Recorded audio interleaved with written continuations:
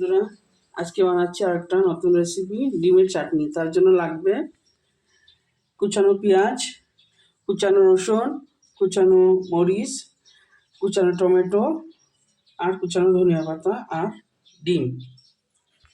হয়ে গেছে। এখন আগে দিয়ে দেবো পেঁয়াজ কুচানো, নুন দিয়ে দেবো,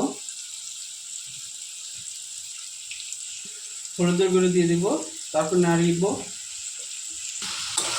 একটু নাড়াচাড়া করবো। পেঁয়াজটা ব্রাউন গোল্ডেন হয়ে যা দিয়ে দেবো।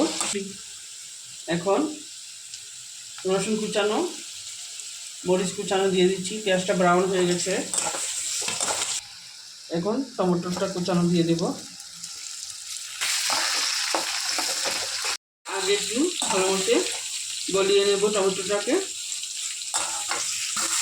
এখন মরিচের গুঁড়াটা দিয়ে দেব, মরিচটা দিয়ে দিচ্ছি গুঁড়াটা। এখন মিশিয়ে নেব সুন্দর করে। একটু তেলটা রিলিজ হয়ে গেছে। এখন ডিমটা দিয়ে দিচ্ছি, দুটো ডিম। এই যে দেখেন, আরও ভালো মতো মিক্স করতে হবে,